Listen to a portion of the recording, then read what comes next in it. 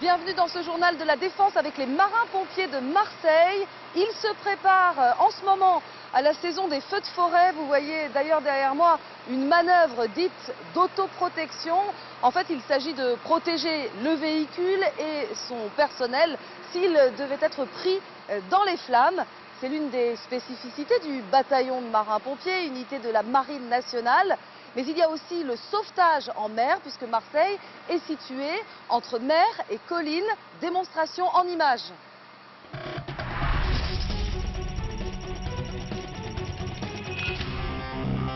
Marseille, premier port de France et 157 km de côte. Au large, à bord de la vedette La Bonne Mère, les hommes du bataillon de marins-pompiers de Marseille. Ils font partie de la SOS Aqua, une section spécialisée dans les interventions en mer. Alors là, on part pour un exercice de treuillage avec un hélicoptère. Ça fait travailler à bord d'hélicoptère autant le mécano qui s'occupe du treuil, la dextérité du pilote. Et nous, donc ça nous fait travailler pareil les petits réflexes de sécurité qu'on doit avoir aussi bien nous à bord que eux en l'air. Menés en collaboration avec la Marine nationale ou avec la sécurité civile, les exercices en mer nécessitent rigueur et précision. Quelques mètres seulement séparent la vedette de l'hélicoptère. Ça doit représenter une quinzaine de mètres. Pour nous, ça nous semble peu. Pour eux, c'est monnaie courante. Heureusement que les antennes ne sont pas plus hautes. En pleine mer ou sur la bande côtière, les 127 marins-pompiers de la SOS Aqua doivent réagir aussi rapidement que sur la terre ferme. Dans la station phocéenne, les missions sont multiples. Le gros des interventions, c'est la personne qui est en état d'ébriété, qui va marcher au bord de l'eau, la personne qui fait un malaise, la personne qui tombe de son bateau. Ça arrive qu'il y ait des véhicules qui tombent à l'eau sur Marseille, avec la corniche qui est assez longue. Donc nous, on intervient le plus rapidement possible sur tout type d'intervention, sachant qu'on ne fait que de la surface, on ne fait pas de recherche en profondeur. Pour ça, il y a des plongeurs avec bouteilles qui le feront. Les hommes de la section opérationnelle aquatique réalisent en moyenne 350 opérations par an.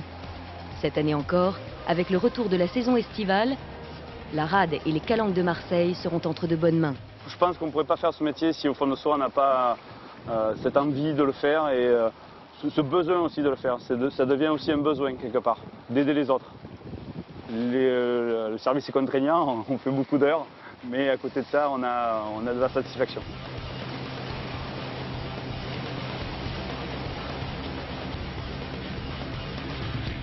Et nous sommes toujours au centre d'entraînement des marins-pompiers de Marseille. Vous voyez actuellement une simulation d'un feu de voiture avec des personnels qui s'entraînent, donc en conditions réelles. Cela leur permet d'être aptes en toutes circonstances face à tout type d'intervention. Et direction maintenant la Corne de l'Afrique, on part à Djibouti. Djibouti où sont stationnées en permanence des forces françaises. C'est aussi un théâtre qui permet de tester les nouvelles technologies de renseignement. Reportage.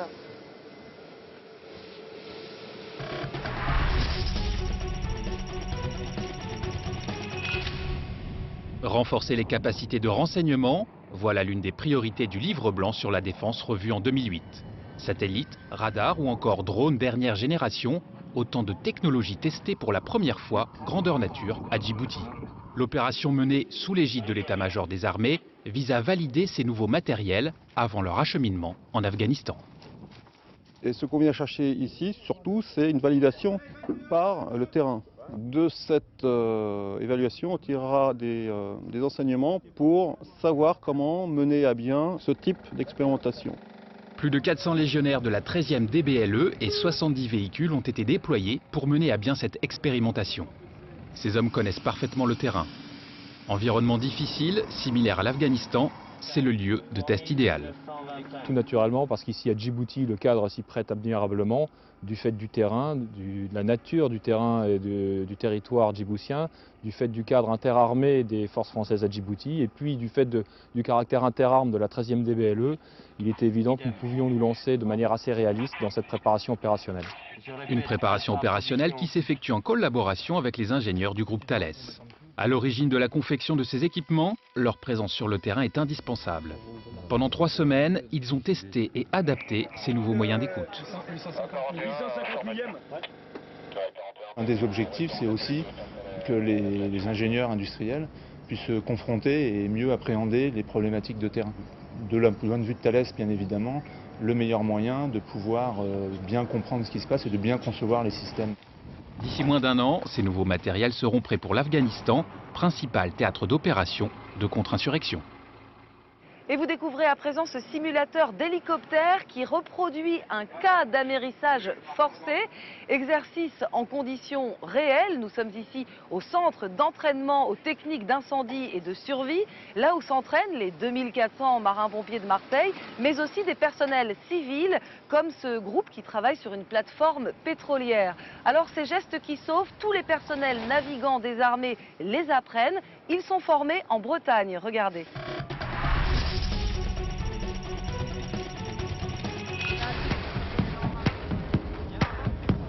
Exercice en mer, à quelques nautiques de la côte bretonne, entre Brest et Lanvéoc-Poulmic.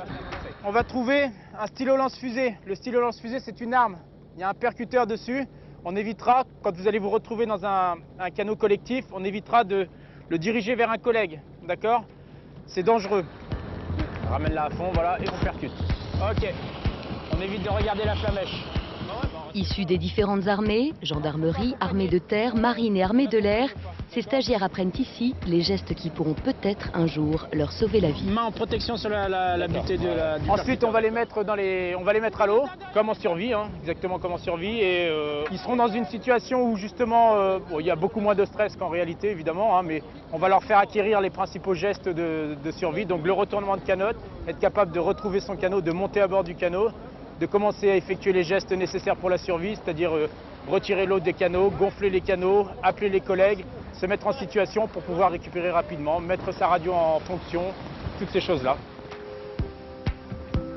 C'est le C100, centre spécialisé dans la formation des personnels navigants qui délivre ces formations. Objectif, apprendre à survivre dans des conditions extrêmes. Et si on arrive à leur apprendre à maîtriser leur stress dans un accident et à leur montrer et leur apprendre les quelques gestes qui peuvent les sauver, si ça leur arrive une fois dans leur vie, on aura réussi notre pari. Mais l'exercice le plus redouté, c'est la gloute, une cabine d'aéronef reconstituée qui simule un crash en mer. Les stagiaires, équipés de masques occultants, sont casqués, sanglés et harnachés, puis sont immergés dans l'eau.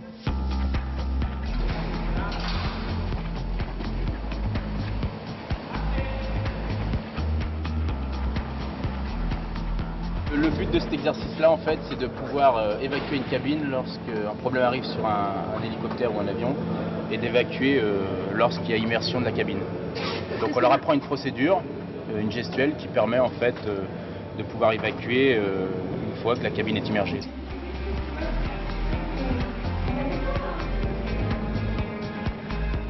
Depuis sa création il y a 30 ans, le centre a fait ses preuves et a permis de sauver bien des vies.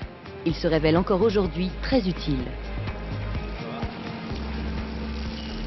Au fur et à mesure, on sent qu'on a plus d'aisance au niveau de l'apnée et au niveau du stress aussi. On gère un peu mieux son stress. On s'applique notamment sur la gestuelle et ça se passe d'autant mieux. Parce que la semaine n'est pas finie, mais on est déjà bien lessivé, tout ce qu'il faut. Voilà. Chaque année, ils sont plus de 1200 stagiaires à franchir les portes du C100 pour se jeter à l'eau.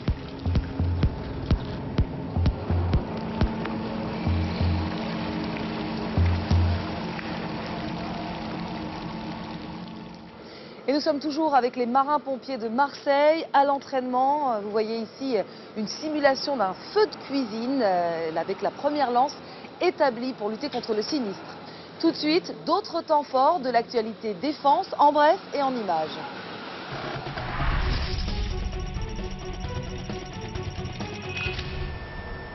C'est ici, à Djibouti, que les 52 hommes du groupement de commandos parachutistes de Toulouse ont préparé leur départ pour l'Afghanistan, prévu d'ici un an. Objectif de l'exercice, lutter contre une bande rebelle organisée et venir en renfort d'une unité d'infanterie. Un scénario imaginé pour travailler la coopération entre les unités de toutes les armées présentes à Djibouti. Ces hommes ont aussi pu s'exercer au tir. Terrain difficile et moyens aériens renforcés, Djibouti est un lieu d'entraînement idéal.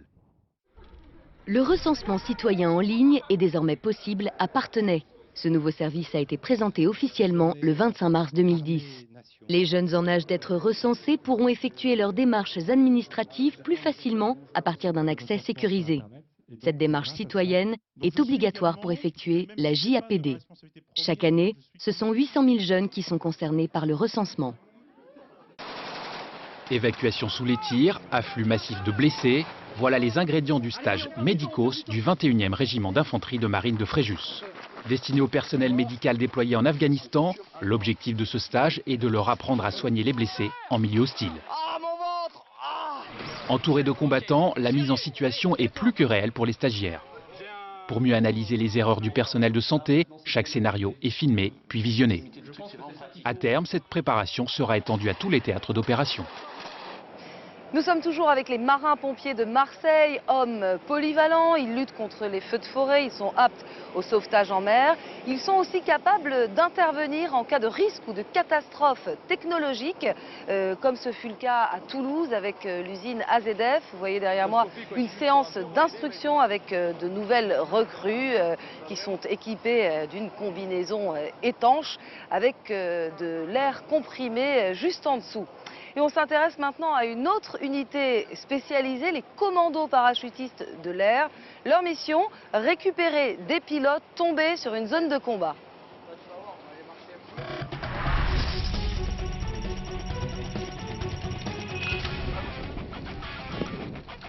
Nous sommes là depuis 4 jours. On a un lot de survie, une radio. On simule l'éjection d'un pilote et d'un navigateur en territoire hostile. Les commandos se sont infiltrés, donc vont venir nous chercher. Les 7 hommes qui recherchent les pilotes éjectés sont des commandos parachutistes de l'armée de l'air.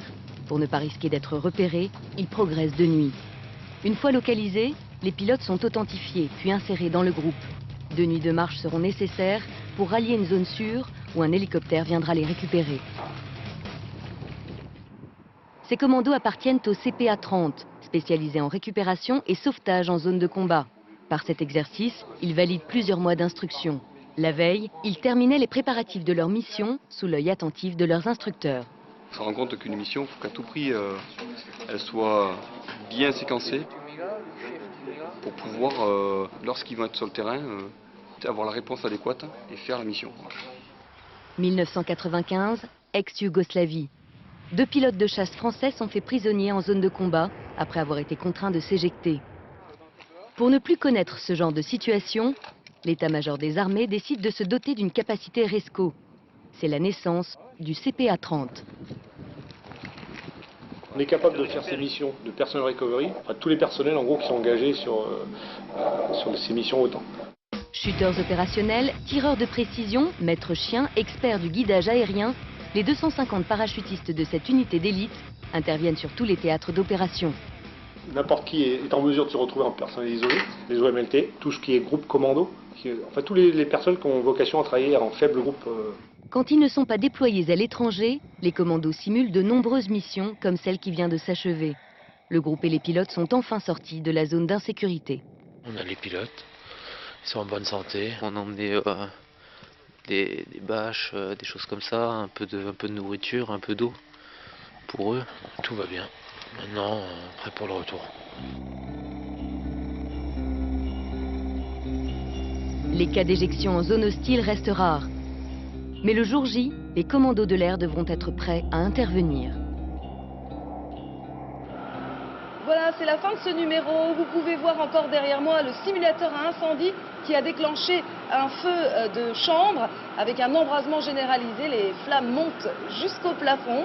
Merci beaucoup aux marins-pompiers de Marseille de nous avoir accueillis. Je vous retrouve le mois prochain pour un autre journal de la Défense.